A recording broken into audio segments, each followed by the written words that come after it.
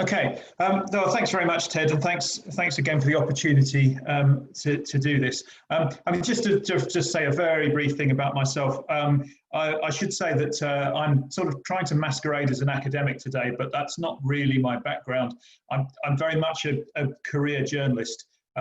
Several decades in well, what we used to call national newspapers in this country. And dealing with national, international news, business news, that kind of thing. But a few years ago, I started to take an interest in kind of the more academic study of the media. And one of my areas in particular is disasters, whether they're climate related or meteorological, weather, that kind of stuff, and their impacts really on the way they're reported and their impact on victims and people that are in the disaster areas. So a couple of years ago, I did some work on flooding, comparing really the way in which the media reports disasters, flooding disasters in the Western world with the developing world. So that's kind of that's the thrust of the paper that you mentioned, and that's what I want to talk about now, really. So just to put that in context a little bit, if we look at some figures around disasters in the world last year, and these are non-war related. So these are I'm trying very carefully not to use the phrase natural disasters, as we seem to have outlawed it now. So these are disasters that are not related to war or anything like that. So it is floods and that kind of thing. So there are around about 400 in the world. 11,700 people killed in them, about 95 million people affected, cost of about 130 billion US dollars.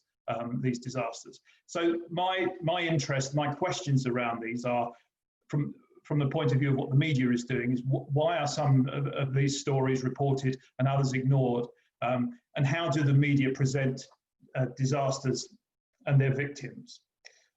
So in order to do that, as I say, I tried to compare the reporting of disasters in the developing world and in the Western world, and in particular England and India, and I'll come to that in a second.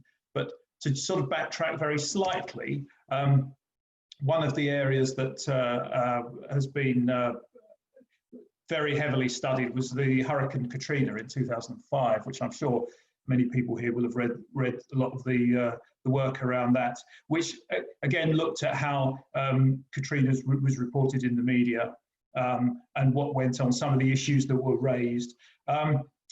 As I say, there's been a lot of research, so we couldn't possibly go through all of it.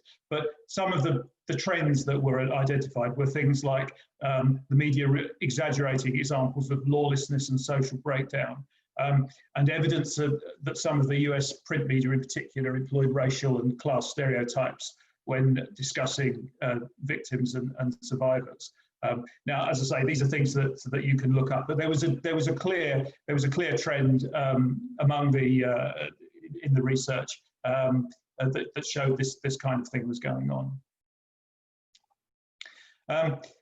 Broader than that,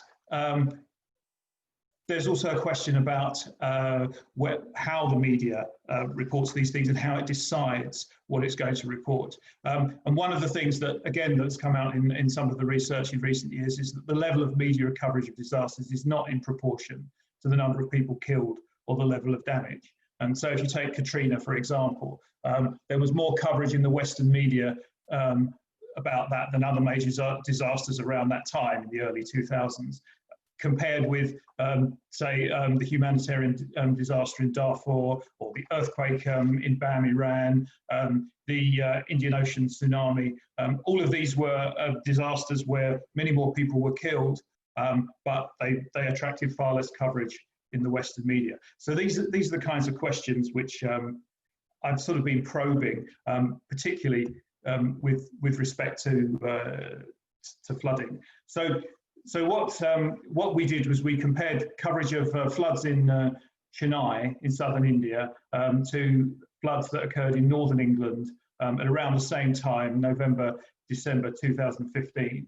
And we used a critical discourse analysis to look at newspaper and online articles in 5 British newspapers, the Daily Mail, the Mirror, the Sun, the Times and the Guardian. The idea, of course, being to get a bit of a spread of viewpoints.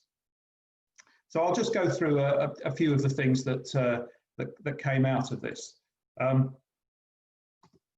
One of the important issues was the volume of coverage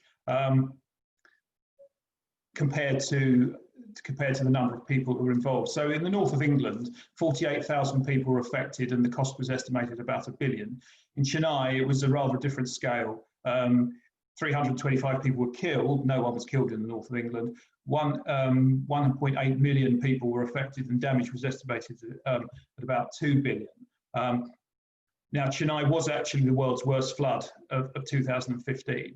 But then if you look at the number of stories that appeared in these newspapers about it, well, again, rather different level. 710 stories within the period that we looked at. We looked at a 6-week period. 710 stories about the north of England and 57 about the Chennai disaster. And the Times actually didn't cover the Chennai flooding at all. Now, you might say, well, okay, these are British papers, they're bound to cover a British story much more, and absolutely that is true, and of course we would acknowledge that. But it's not just about the volume of coverage, it's also about the way in which the coverage was done. So the next few slides kind of address those issues.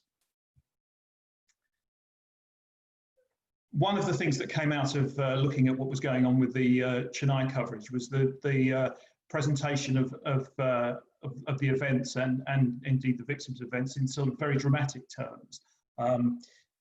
They seem to be presented almost like scenes from an action movie, the way they were described. And of course, using online coverage and links to videos and things, there was the ability to be able to bring in video footage to sort of to get that across. But the other side, the flip side of that really was that there was little sense that the flood victims were real people. It was very much, the angle was very much focusing on the drama and not really focusing on the fact that these are actually people who had lost their houses, lost their livelihoods, in some cases lost their lives. So a couple of headline examples. Watch Good Samaritans form human chain to save man trapped in raging floodwaters. Typical dramatic headline, which is online and linking to a video. Or everyday heroes risk their lives in Chennai. It was very much focusing on the drama of the events. If you compare that really to what was going on in the coverage of Northern England, much more attention was paid to the stories of individual people. There was a lot of personalisation and focusing on named people and giving details of their lives. So headlines that show that, for example, would be things like, "My first Christmas with son is ruined," from the Mirror, or "Day York streets turned into rivers," the Daily Mail. It was much more an attempt to make it look like they were real people, often named people who were suffering from the flooding. And a lot of this was about really the idea of victims being familiar and unfamiliar. So the newspapers portrayed people in the north of England as familiar, and the flood victims were presented as ordinary people suffering from terrible events. So you've got headlines like "Floods ruined our business, now we need to rebuild it from scratch." "Garden dinghy dug out of retirement to save a pensioner." "Family dreams and memories left in tatters." By contrast, what was going on with the Chennai coverage was much more about showing them not as individuals but as groups of people. They weren't really presented as individuals. They were sort of treated as unfamiliar. They seemed to be from a different world, and that seemed to be an underlying theme in all the coverage. Is that there wasn't really any sense of trying to get under the skin of what was going on and portraying the individuals as real people in Chennai.